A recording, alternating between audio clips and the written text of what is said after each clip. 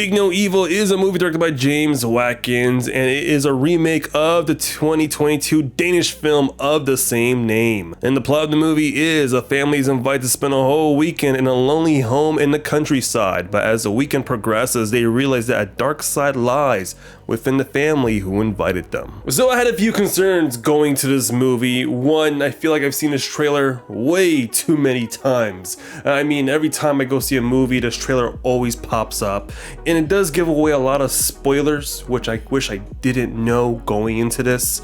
And at the same time, it is a remake of a movie that came out 2 years ago. So, you know, a movie that's rushed right into production, and now we are with an American remake of Speak No Evil. And I gotta say, with all those concerns, I feel like they just got thrown out the window because this movie is really good, and I gotta explain why. Starting with the story itself, you have two families. One family who is very friendly and naive, and the other family is very open, ambitious, doesn't have any filler, but yet still presents themselves as very welcoming, which leads to both families kind of interacting with each other. And then of course the insane family invites the nice family onto their countryside home out in the middle of nowhere. We are introduced to James McAvoy's character named Patty, who is just known for just being very charming but yet so sinister, but just knows how to kind of like manipulate certain people, especially with this family. I mean, they are super naive, but at the same time, he wants to make sure, like, yeah, we could be buddies, just join along with me. You know, I got a countryside, you know, I'm a doctor, I'm not gonna harm you. And you could just tell by watching this, you're just like, yeah, this guy's a psychopath, the red flags are right there. But we're watching it as the audience, and we're just seeing the family just kind of like eating up like this charismatic person that we know that is insane. It's kind of like when you go into like a certain function or an event and you get to talk to somebody and you know that their intentions are very different than yours, and they start saying certain things that are very unfiltered. It's whether or not you walk away from the conversation or that you don't want to feel bad, so you just go along with it and you kind of just make it feel like, all right, I'm gonna just listen to this person and hopefully he gets to just walk away or shut up, and that normally never happens.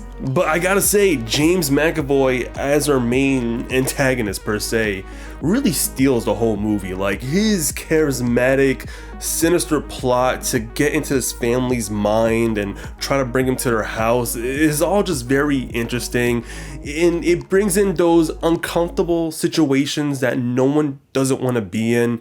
And maybe that's where like the psychological horror elements start really coming into play. Without McAvoy playing this character, the movie would become very dull, because I think McAvoy just knows how to play a psychotic person. Like, he is just well known for doing that within certain movies, and I thought here he just did a phenomenal job. And again, without him in this film, I think the film would not work successfully. Now, talking about the naive family who kind of falls for McAvoy's charm, we have Mackenzie Davis as a mother, and then we have Scoot McNairy as the husband. They have a troubled relationship, and they're trying to, like, you know, rekindle their love for each other within this trip with their daughter. But things kind of get awry to the point where you kind of lean towards the mother's side. Like, she knows that Patty and his family are crazy, while the husband's just like, nah, baby, it's fine. You know, they're good people. Let's just give them a chance. So I really respect Mackenzie Davis just kind of like making it feel like she's projecting the audience, knowing that we're on her side, knowing that, yeah, these people are crazy. Why are we following along with them? But, you know, I'm going to try to give my husband the benefit of the doubt because I want our relationship to work. And then here comes McAvoy's character trying to get into her minds a bit, almost like a psyche evaluation, where he knows that he could get them in like in a certain scenario, in an awkward scenario, try to like separate them, but also kind of make it seem like Patty is the hero along this trip. And that's what I really like about this movie, is that all those social interactions coming in with each other with both sides of the family is really fun to see, and it kind of gives you a lot of anxiety because you kind of went through it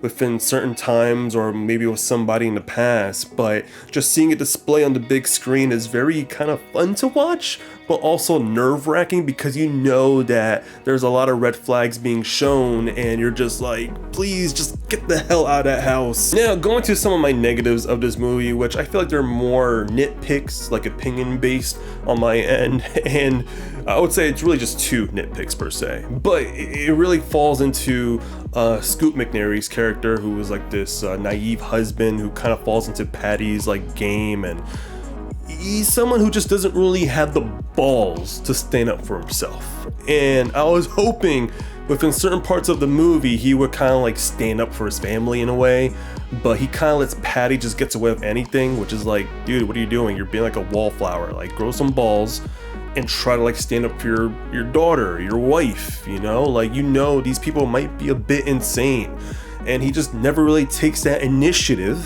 to really stand up. I'll be weak in the knees. Stand up! Stand up!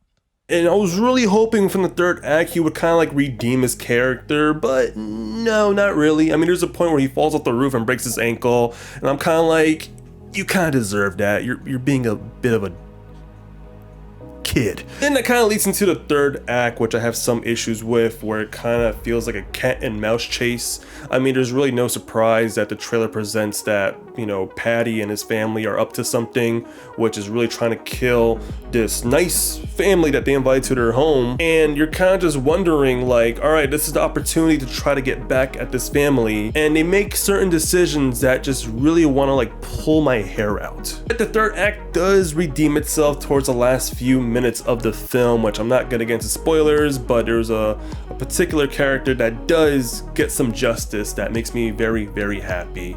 And it kind of just like ends in a way that I thought the movie would end. But at the end of the day, I really enjoyed this American remake of Speak No Evil. I think it's a great psychological thriller. Doesn't really rely on jump scares and gore. It kind of puts you into these interesting scenarios, these social interactions where you kind of know how it feels to be in something awkward or uncomfortable, and it kind of gives the audience that anxiety, and it kind of brings up a good conversation to have with friends and families on how, you know, we perceive ourselves with other people, how we interact with another person, knowing that some people have different ideologies, or maybe they're just a bit too ambitious to the point where there's no filter within the way they speak, and it kind of brings in an interesting convo to have. Some people may say it's a bit boring or it drags a bit too much, but I think it does have the perfect runtime without it feeling too boring. The interactions, the actors really do make up this movie, so I don't think anybody would be bored at all watching this. But I will say the movie does deserve, on my end, a 4.6 out of 5. It's definitely a high recommendation for me. And if you're someone who gets scared pretty easy, it's not really scary. It probably will give you a little bit of anxiety, or maybe make you feel a bit uncomfortable on the social interactions that are being involved.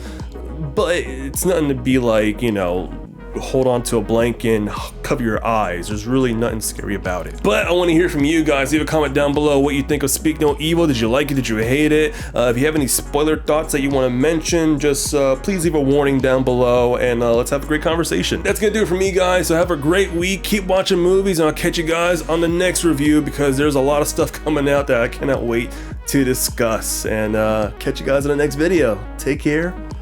Bye-bye.